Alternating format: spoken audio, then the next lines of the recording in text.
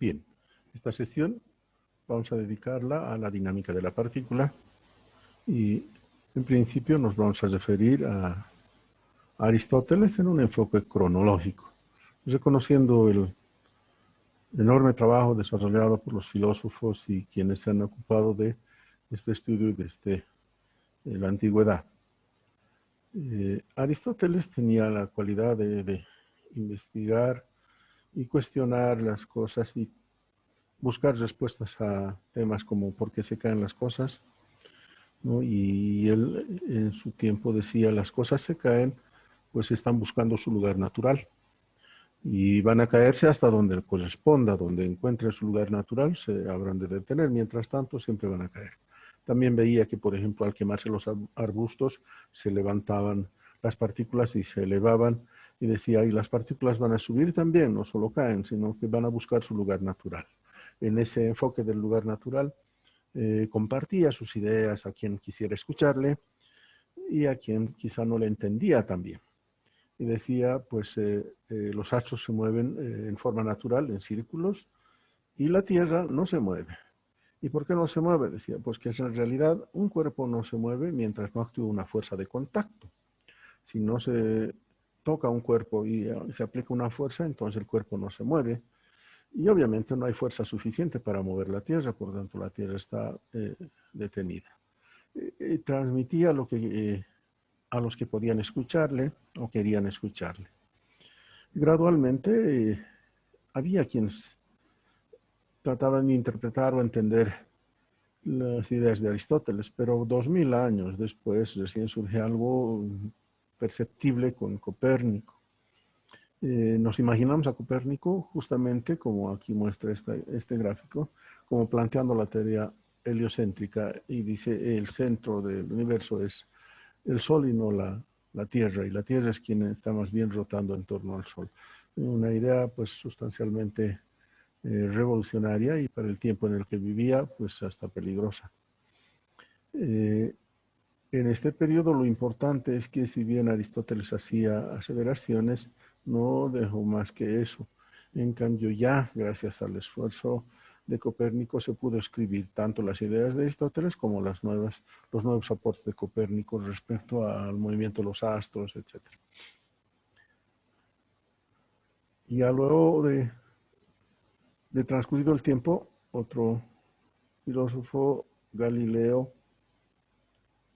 hace un cambio sustancial en el enfoque, pues Aristóteles se basaba sustancialmente en la idea y Galileo es considerado el padre del empirismo, o sea, hacía experimentación de aquello que estaba investigando. Entonces veía los astros, hacía análisis del rozamiento y sustenta fuertemente el criterio de Copérnico respecto a que el centro del universo era el Sol, perdón, y no la Tierra.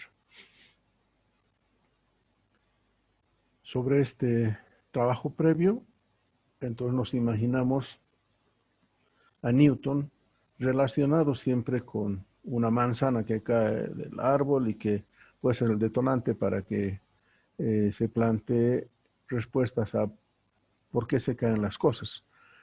Pregunta que ya había sido planteada, como ustedes saben, desde Aristóteles y todos querían saber por qué se caían las cosas. Y plantea la fuerza de atracción gravitacional y puede notarse que entre las cosas importantes que dice es que si llegó muy lejos es porque estaba parado en el hombro de gigantes y los gigantes son todos quienes han aportado en la idea, ¿no? Gradualmente y en su tiempo. De hecho, si bien la fuerza de atracción gravitacional ha sido planteada por Isaac Newton, eso no quiere decir que haya quedado ahí, pues actualmente con Albert Einstein se puede encontrar el criterio de la distorsión del espacio-tiempo. Nos dice la masa de la Tierra distorsiona el espacio-tiempo y entonces ahí es que se forma ¿no? un epicentro y las masas que quedan en torno se ven, digamos, movidas en esa distorsión. Uno puede decir entonces, ¿qué pasa con la teoría newtoniana? Pues lo que sucede es que las leyes de Newton se cumplen en ciertos rangos, ¿sí? Entonces, la mecánica clásica y cuando las velocidades no son muy grandes o cuando los cuerpos no son tan pequeñísimos, pues la mecánica newtoniana funciona. Por eso los puentes, los caminos y todas las teorías están bien fundamentadas. O sea, lo que sí hay que pensar es que en este otro ámbito también hay que analizar, ¿no? Eh, ya dentro de lo que plantea Newton, eh, es que dice que el movimiento tiene influencia del medio, ¿no? El medio en que uno se desarrolla.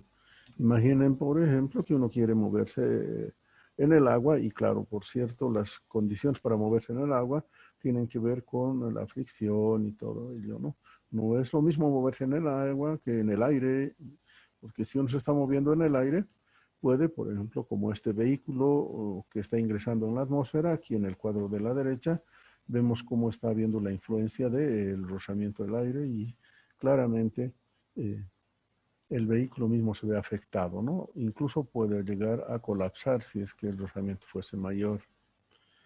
Y claro, si uno se mueve en superficies un poco más lisas, el desplazamiento tiene condiciones diferentes a moverse en el agua, a moverse en el aire, etcétera.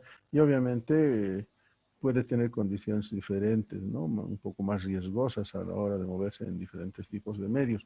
Este estudio pues ya estaba analizado por Sir Isaac Newton. Los eh, cuerpos al moverse en el aire sufren presiones y todos esos aspectos son la influencia del entorno para analizar el movimiento. A partir de ahí es que Newton engloba los criterios previos, no tanto de Galileo, Copérnico e incluso Aristóteles, y da respuestas a algunas cosas como el hecho de que exista acción a distancia, por ejemplo, ¿no? O sea, todas esas condiciones son englobadas en tres leyes fundamentales. La primera ley se denomina el principio de inercia y considera que un cuerpo que está en reposo quiere seguir en reposo y si está en movimiento quiere seguir también en movimiento, ¿no?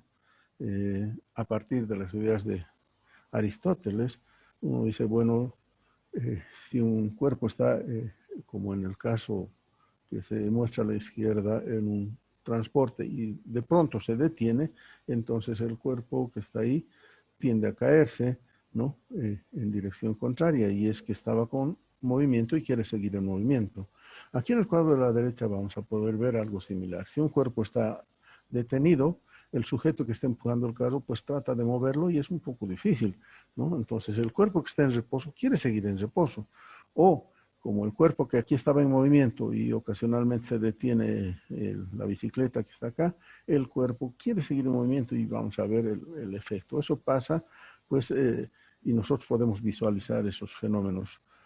En síntesis, una partícula quiere permanecer en reposo, si está en reposo, o si está en movimiento, quiere seguir en movimiento, que es lo que manifiesta el principio de inercia.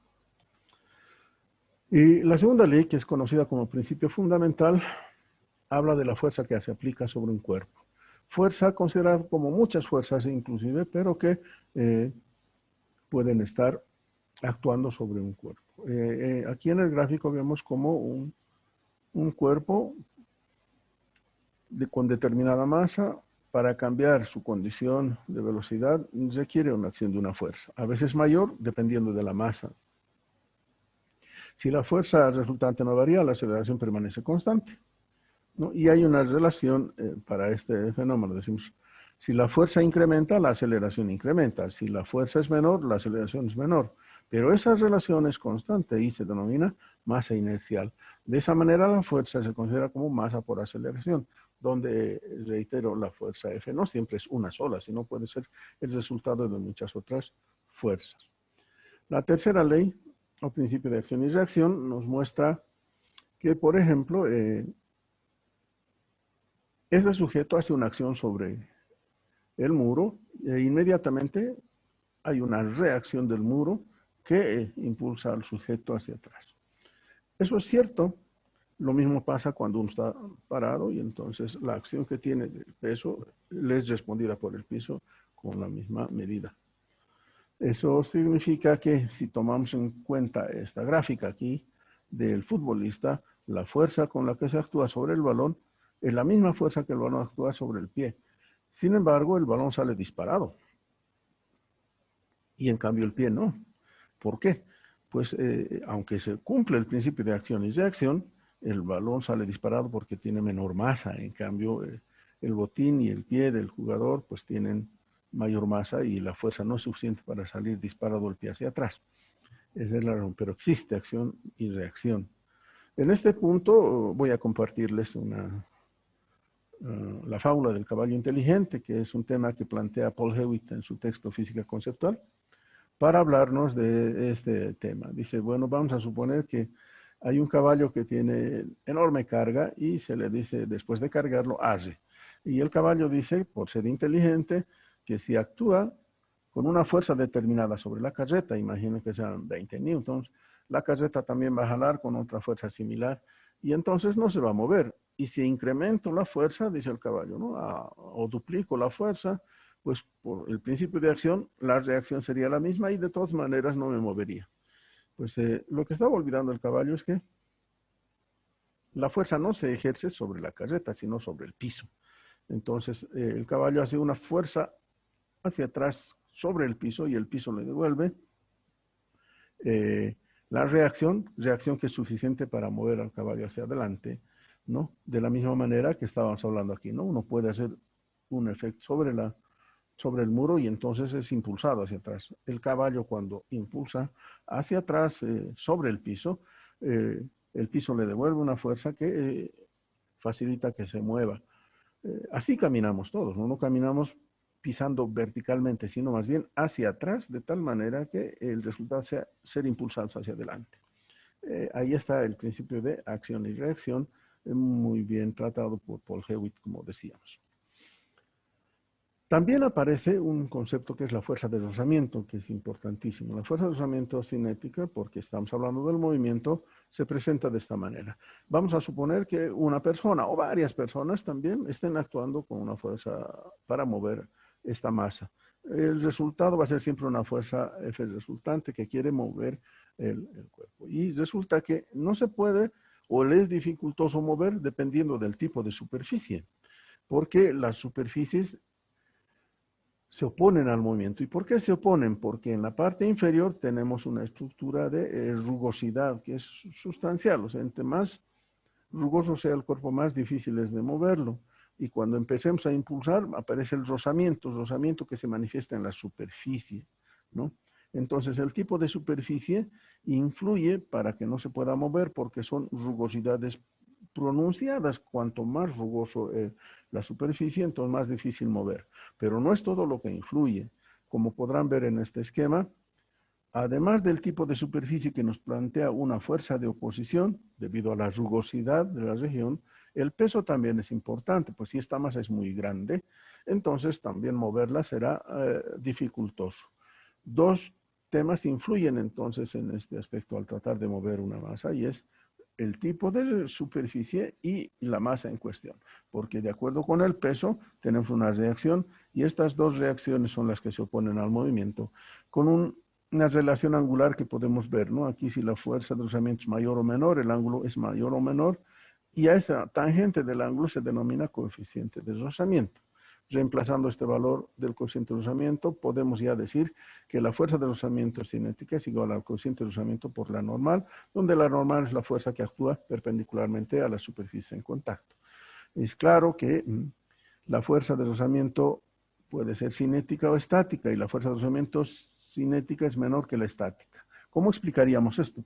Si tenemos que empujar un carro cuya batería se arruina y necesitamos que se mueva, empezamos a impulsarlo y resulta que es difícil mover el carro, pero una vez que se inicia el movimiento del carro, ya es más fácil mantener su movimiento y desde ese punto empieza a funcionar el coeficiente de rozamiento cinético. Cinético en movimiento, estático en reposo. Mayor es la oposición en reposo, ya cuando está en movimiento el coeficiente de rozamiento es menor y la fuerza de rozamiento lo es. Para terminar la explicación respecto a la fuerza de rozamiento, podemos decir lo siguiente. Tenemos aquí una masa dispuesta en dos posiciones. Aquí con una mayor superficie y aquí con una superficie menor. La pregunta, claro, será, ¿en cuál de los casos la fuerza de rozamiento es mayor? Generalmente podemos escuchar decir que en el caso en que más superficie de contacto, mayor rozamiento. Y no es cierto, pues el coeficiente de rozamiento depende del tipo de superficie y la normal es el peso, como en el caso 1 y en el caso 2, el peso es el mismo porque es la misma masa, entonces la fuerza de rozamiento es la misma también, porque no está cambiando ni el tipo de superficie ni el peso como tal. Entonces eso es claro. Aunque estemos con mayor superficie o con menor, la fuerza de rozamiento es la misma. Ya entrando en la disciplina como tal, porque analizar previamente lo que hemos hecho es ver los fenómenos que se presentan en forma natural, ¿no es cierto? Pero la disciplina exige que tengamos ciertos cuidados para saber representar cada uno de los fenómenos que hemos mencionado. Entonces, ya hablando de una superficie lisa, como uno de los medios en los cuales se desarrolla el movimiento, diríamos, si esta masa representa la acción sobre una superficie lisa y no vamos a encontrar reacción porque estamos diciendo que ese es el tipo de superficie, solo se presentará la normal referida al peso y no hay ninguna otra oposición al movimiento, por eso resbalaría. Si estamos hablando de superficies lisas, independientemente de la forma que tenga la masa en cuestión, la reacción que va a tener en la superficie de contacto es perpendicular a dicha superficie en contacto. Y es toda la reacción que existe. Para aclarar ello, tomaremos este ejemplo y decimos, ¿qué les parece si esta sea una barra? O, por ejemplo, una escalera. Una escalera que está en una superficie lisa, como imaginen un piso de cerámica y la pared también. Entonces, si fuera esta una escalera, ¿alguien se animaría a subir a la escalera sin tomar otra previsión? Pues no, sabemos que no va a poder porque va a resbalar la escalera y vamos a caernos con ella, porque no hay oposición, no hay rozamiento. Pero si la superficie es rugosa, entonces claramente en el caso que estamos mostrando ya hay una fuerza que se opone al movimiento, es la fuerza del rozamiento cinético. Y si volvemos a la barra, ya tenemos en los puntos de contacto fuerza de rozamiento que opone el movimiento inicial que tuviera la masa en cuestión.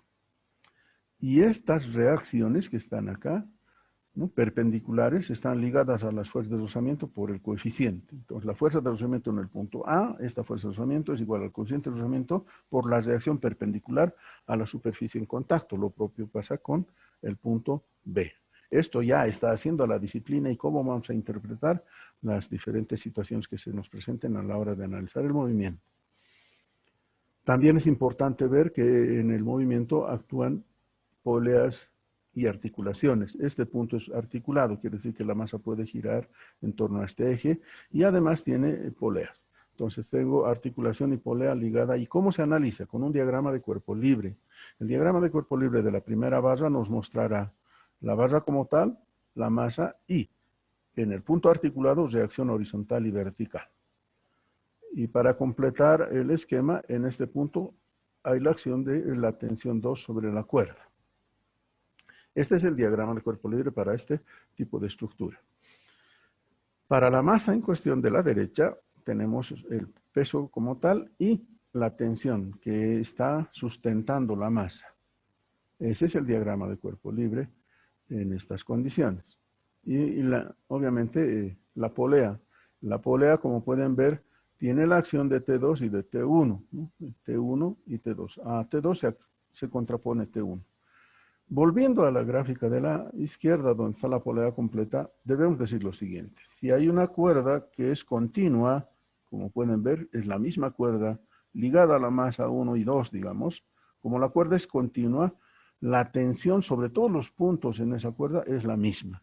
Eso significa entonces que la tensión 1 tiene que ser igual a la tensión 2 en esta polea, ¿no? En todos los puntos la tensión es la misma. Hablemos ahora del torque de una fuerza, que es pues la tendencia a rotar que presenta un cuerpo por acción de una fuerza. Para ello nos apoyamos en esta gráfica y decimos, si efectuamos la aplicación de una fuerza próxima al eje de esta puerta, pues el torque va a ser menor, quiere decir que va a ser difícil sellar. Es cierto que se puede sellar la puerta aplicando una fuerza próxima al eje, pero es más dificultoso. Si tomamos un brazo mayor, quiere decir que aplicando la fuerza más alejada al eje, pues mucho más sencillo cerrar la puerta porque hay una tendencia a rotar mayor. Y obviamente el caso crítico en que la fuerza se aplique sobre el eje, pues no va a ocasionar movimiento, ¿no? Entonces, en tanto mayor es el brazo respecto del eje, es mayor la tendencia a rotar, y eso para nosotros ese es el torque. Se aplica en varios casos, como en el presente, ¿no? En esta bicicleta vemos el torque se aplica continuamente. Este torque es igual a la fuerza por el brazo. ¿Ya? También se conoce como momento en su módulo, ¿no? El módulo del torque es el momento, y este momento es perpendicular al plano que forman tanto el brazo como la fuerza. Para ver en mejor perspectiva este gráfico, utilizaremos el que está acá. Y decimos, hay una fuerza que se aplica en el punto A, y de esa manera tenemos la dirección sobre la cual se está aplicando la fuerza. Sobre la dirección de la fuerza se pueden trazar perpendiculares, y la perpendicular que pasa por el eje, a esa distancia se llama B, que es el brazo del momento. De esa manera, la fuerza aplicada por el brazo del momento nos da la tendencia a rotar, o sea, el momento o el torque. A veces es complicado buscar esta distancia B. Es más práctico encontrar respecto del eje el punto de aplicación de la fuerza, que sería R, y para lograr esa expresión tenemos lo que ustedes pueden ver acá. El torque es igual a F por R por el seno de θ, de tal manera que sigue siendo el brazo del momento, pero tomando su información vectorial. El centro de gravedad y el centro de masa es otro acápite importantísimo que está desarrollado en los apuntes que hemos enviado al curso. Un resumen muy breve nos diría lo siguiente: si tengo una masa completa, tengo también la posibilidad de considerar que la masa tiene partículas componentes, ¿no? Y cada uno de estos trocitos tiene su propio peso y su posición. Tiene el peso 1, su posición R1, peso 2, etc. Y todos esos pesos sumados nos dan el peso total, o sea, el peso 1 más el peso 2, etcétera, nos dan el peso total. Y ese peso total se considera aplicado en un punto conocido como el centro de masa. Entonces, el centro de masa es un punto donde se considera concentrada toda la masa del sistema, y entonces ahí estaría el peso en un punto determinado. ¿Cómo se identifica ese punto? Pues aplicando el teorema de Varignon. Es decir, los torques de cada uno, o sea, el peso 1, el peso 2, generan una tendencia a rotar por sí mismos, dice, ¿no? Y la sumatoria de todos esos torques es igual también a sustituir solo el peso y este vector posicional, o sea, el efecto también sería el mismo, ¿no? Aquí está la suma de los torques y aquí sería el peso aplicado en un punto nomás. Entonces, de esa manera, ese punto definido por RC, dice, ¿no? Es un vector que tiene coordenadas X sub C, Y sub C y Z sub C, claro, ¿no? Las coordenadas del centro de masa. Considerando ello, entonces, para encontrar el centro de masa, debe aplicarse la sumatoria de X sub Y por masa sub Y sobre la sumatoria de las masas, y lo propio para Y sub C y Z sub C. En cambio, si tenemos superficies, entonces solamente tendríamos que aplicar el plano, ¿no? X sub C y Y sub C, y en el caso de centroides para longitudes X sub C y Y sub C. Ya no tenemos la componente Z sub C porque son planos, ¿no? El centro de masa es aquel punto donde se considera concentrar toda la masa del sistema, eso ya lo habíamos dicho, y para poder aplicar estas expresiones ya debemos conocer, previo cálculo, para diferentes regiones, cómo está la expresión de centroides.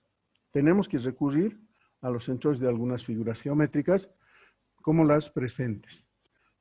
Miren, aquí tenemos una semicircunferencia, que es como tener un trozo de papel cortado de esta manera, y el centroide de la figura está, para el sistema de referencia que ven acá, a una distancia x sub c, que por la gráfica corresponde a r, y la altura está en 4r sobre 3pi, para superficies, ¿no es cierto? En el caso de un cuarto de circunferencia, que además esté posicionado a la izquierda del sistema de referencia, pues esta distancia x sub c es negativa y ha de valer 4r sobre 3pi negativo. Y hacia arriba 4r sobre 3pi positivo. para este sistema de referencia. Es importante que recordemos que el sistema de referencia liga la posición. Es importante estar. Si la masa está un poco más a la izquierda, perdón, si la figura está más a la izquierda o a la derecha, pues va a cambiar también el valor que se esté asignando. Porque miren, en estas condiciones, la coordenada de x sub c del punto es 0 y en y vamos a tener b medios, ¿no? En el triángulo, lo que podemos ver aquí a la derecha es que el punto está ubicado de tal manera que si esta base, le llamamos la distancia, la dividimos en 3 partes, a partir de este sistema está a 2/3 de A.